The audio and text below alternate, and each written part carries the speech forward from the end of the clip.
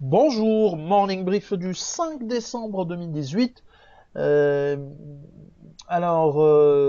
pour ce matin, nous avons bien sûr commentaire sur la séance d'hier. En plus, je vais reprendre la parole après Bassem pour vous donner quelques actualités en ce qui concerne le marché, en ce qui concerne l'inflation et euh, Tunisair. On a des choses à dire également sur BNA. Donc je cède la parole à Bassem. Merci Reis, bonjour tout le monde. Quel début pour ce mois de décembre, 230 jours de cotation. Donc on se rapproche décidément de la fin d'année, 0,46% hier pour le Tune Index qui repasse la barre des 7400 points, donc ici à 7409 points, 1,44% en 2 jours. Donc le taux index, il a bien repris les couleurs. À ce rythme-là, probablement il pourra finir l'année au-delà des 20%. On ne sait pas, c'est encore tôt, mais le début du mois est vraiment très intéressant. Bien sûr, il est soutenu par les banques. Donc, le secteur bancaire hier, il a gagné 1,03%. Donc, il porte vraiment le Tune Index. Pour hier, meilleure performance, Cellcom 1,72%, 5,52%. Donc, le titre, il gagne un peu le terrain. Il y a également Tunis Ray, 7 dinars 410 et également Selim, plus 3%, 33,73. Côté baisse, on note surtout la Sotetel, moins 3,08%. Donc, la Sotetel, donc il y a une dynamique sur le titre. Et il y a également TGR Leasing qui a perdu 2,9% à 16 dinars 8. Le volume 6 millions de dinars, donc c'est un volume intéressant. Toujours, il y a le Servicom 1 million 100, donc elle fait l'essentiel. La Sotuvert, il a bien réagi à l'information d'avant-hier avec 540 000 dinars d'échange et Cartas Cement 433 000 dinars. Donc nous sommes à J-2 ou J-3 pour Carthage Cement. Les étrangers, pas grand chose à dire, sauf cette vente de presque 5 000 titres sur la BT. Donc on s'est habitué durant les derniers mois, dès que le titre passe la barre des 8 dinars, généralement il y a cet étranger qui cède les titres.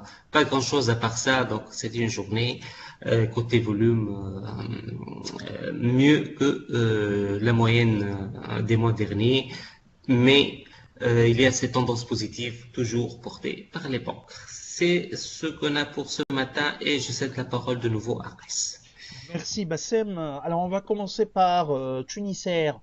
Alors selon le ministre du Transport, et ça on vous a déjà également parlé du fait que le plan de restructuration a été transmis au Premier ministère, notamment à Carré, pour décider, pour être signé, pour être approuvé. Ce qui est sûr, c'est que le syndicat aurait accepté euh, ce plan de restructuration. Au contraire, il voudrait la mise en place et l'application de ce plan le plus tôt possible. On n'a pas de détails sur ce plan, mais vraisemblablement, il y aura une conversion de la dette ou de la créance, de la dette plutôt au ACA. Après, on ne sait pas s'il y aura une injection d'argent frais, d'equity, de fresh equity. Ça, on verra. Mais nous, on pense pour une relance de l'activité de Tunisair, euh, l'injection d'argent frais est inéluctable, hein. C'est une condition sine qua non pour la soutenabilité du modèle économique de Tunisair. Il y aura un plan de licenciement. On parle de plus de 1000, voire 1800 employés. Donc, malheureusement, on n'a pas encore le détail sur le détail de ce plan, mais il sera approuvé par le Premier ministère, donc est signé par le chef du gouvernement, qui est une condition nécessaire pour l'entrée en application de ce plan de restructuration tant attendu par le marché et surtout par le management ou le staff de Tunisair, plus que le management, on a eu des changements au niveau du management de Tunisair. C'était pas aussi stable que ça durant les dernières années. Alors, perte de l'AMI était annoncée. L'impact sur les fonds propres, on parlait d'un impact de 100 millions de dinars sur les fonds propres.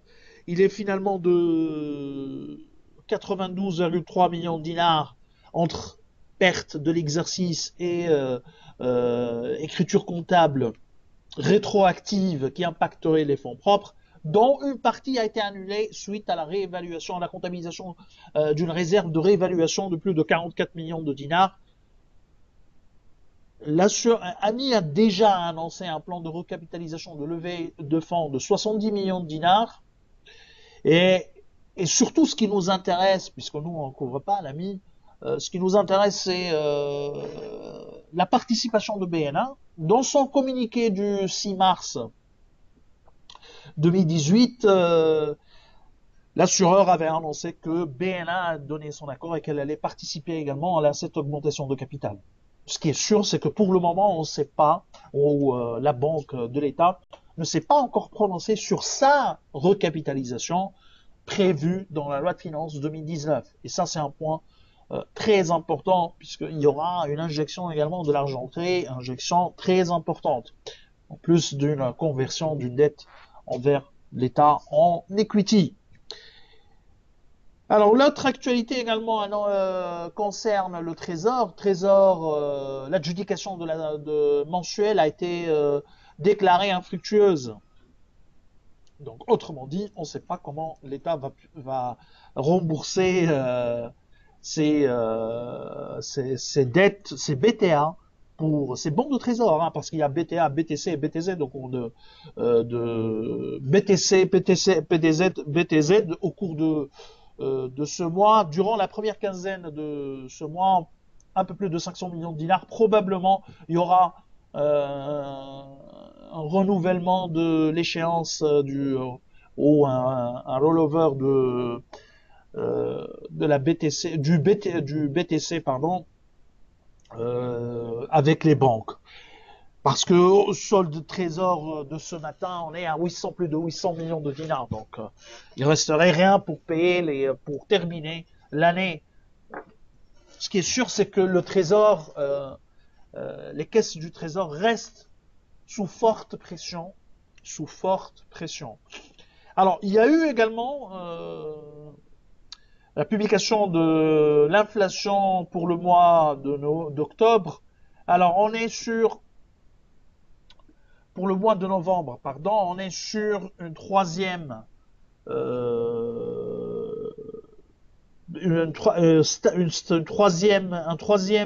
mois consécutif sur une inflation de 7,4%, c'est-à-dire stable à 7,4%. Les produits alimentaires continuent de faire réellement le principal driver de l'inflation. Sur le mois, il y a eu un ralentissement, mais on est toujours à des niveaux élevés d'évolution. 0,7% sur le mois de novembre contre 1,1% pour le mois d'octobre.